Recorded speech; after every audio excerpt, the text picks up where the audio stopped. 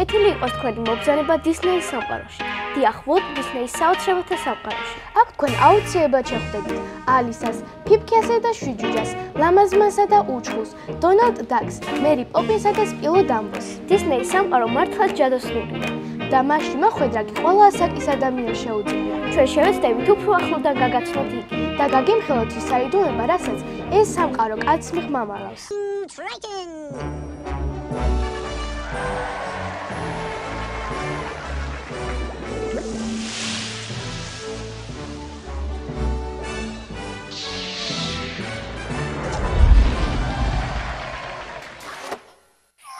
ნებისმიერი ანიმაციის გადაღება საკმაოდ საინტერესო და უცნაური პროცესია.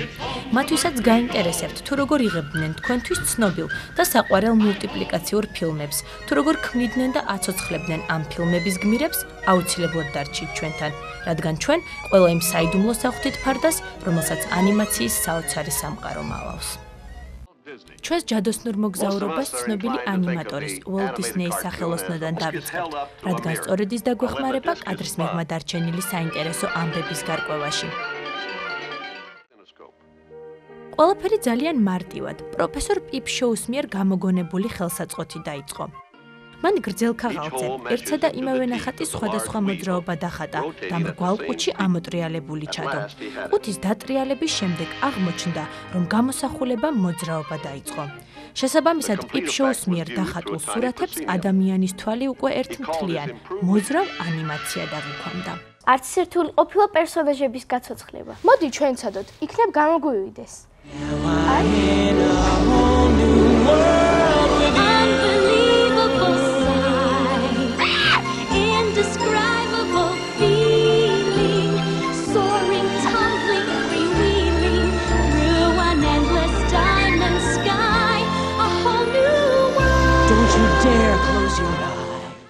დროთა განმავლობაში შოუს მიერ გამოგონებული ხელსაწყო დაიხვეწა და უცნაური ყუთი გადამღებმა კამერამ შეცვალა.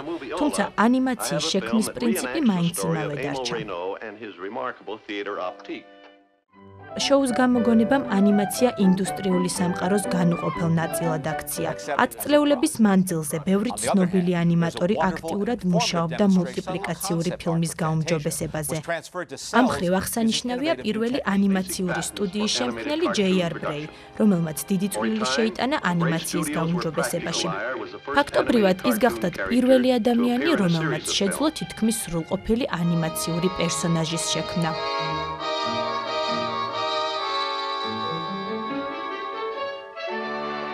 დროთა განმავლობაში ისეთი ცნობილი ანიმატორები, როგორებიც იყვნენ რაულ ბერი, ერლ ოჰარდი, პეტ სალივანი, ოტო მეზმერი, ქმნიდნენ სხვადასხვა საინტერესო ანიმაციურ გმირებს, პერსონაჟებს.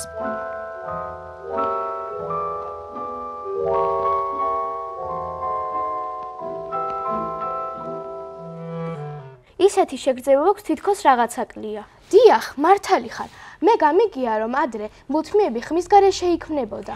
1920 წელი ეს გახდათ პერიოდი, როდესაც ყველა ანიმაციური ფილმი ხმის გარეშე იქმნებოდა. ამიტომაც ანიმატორებმა მას ჩუმი ეკრანის პერიოდი დაარქვეს. მაგრამ მალევე ყველა მიხვდა, რომ მუსიკა მულტიპლიკაციური ფილმის წარმოდგენაში საკმაოდ დიდ როლს ითამაშებდა. ოლივერ ვოლასი კი სწორედ ის კომპოზიტორი გახდათ, რომელმაც მულტიპლიკაციური ფილმისათვის პირველად შექმნა მუსიკა.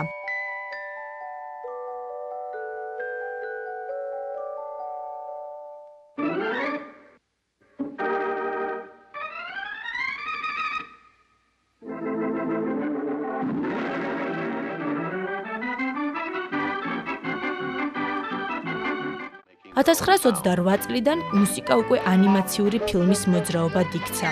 1928-29 წლები. ეს იყო კინო და მულტიპლიკაციური ინდუსტრიის განვითარების ახალი ეტაპის დასაწყისი. ეს გახდათ პერიოდი, როდესაც ფართო საზოგადოებამ პირველად გაიცნო მიკი მაუსი.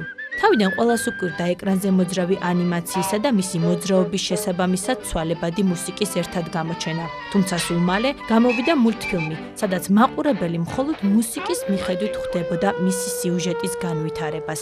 შესაბამისად მულტფილმის შემქმნელებმა მუსიკას შინაარსობრივი დატვირთვაც მისცეს.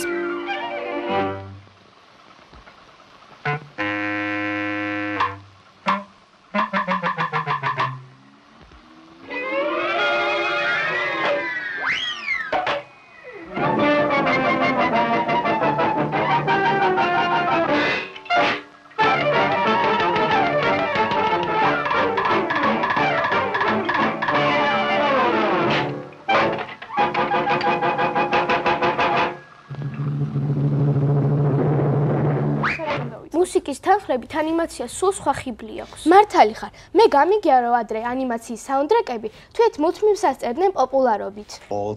Bare necessities, the simple bare necessities. Forget about your worries and your strife. I mean, bare necessities are Mother Nature's recipes that bring the bare necessities of life. 1938 წლიდან ანიმატორებმა შეძლეს მულტფილმის ხანგრძლივობის გაზრდა. მუსიკალური გაფორმების გარდა ანიმაციებმა ჩვეულებრივ ადამიანურ ენაზე საუბარიც დაიწყეს. შესაბამისად, ამ დროისათვის შექმნილი ყველა ანიმაციური ფილმი შინაარსობრივად მეტად დატვირთული და საინტერესო გახდა. სწორედ ამ პერიოდში შეიქმნა ისეთი ცნობილი და ყველასათვის საყვარელი მულტფილმები, როგორებიცაა ფიფქია და 7 ჯუჯა.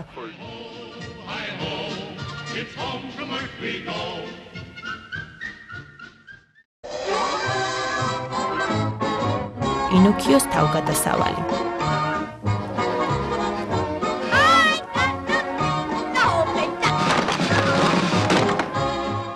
სულ მალე ანიმატორების წინაშე ახალი პრობლემა დადგა. ანიმაციის გათანამედროვების, გაფერადების პრობლემა.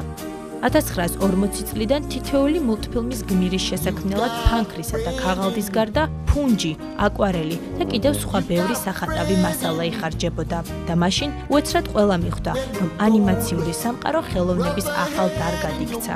აქ ხომ უკვე მუსიკის, გამოსახულებისა და საუბრის გარდა ფერებსაც იყენებდნენ, სწორედ იმ ფერებს, რომელიც მულტიპლიკაციას ჯადოსნურ ელფერს აძლევს.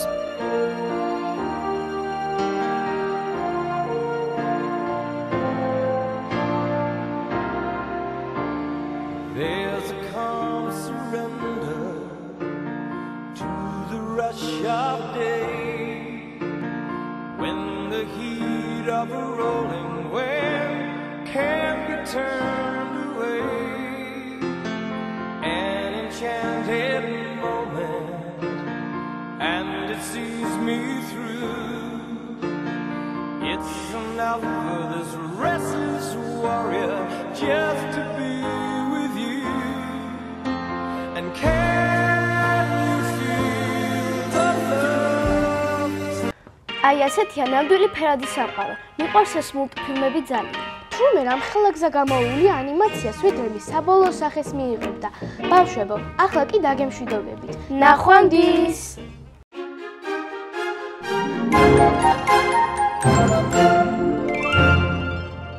ძვირფასებო დღეისათვის სულ ეს იყო. ჩვენ გემშვიდობებით მომავალ გადაცემამდე და მომავალ გადაცემაშიც აუცილებლად ძალიან ბევრი საინტერესო და ღიარული ამბებით დაგიბრუნდებით. მომავალ შეხვედრამდე ბავშვებო. ნახვამდის. ნახვამდის.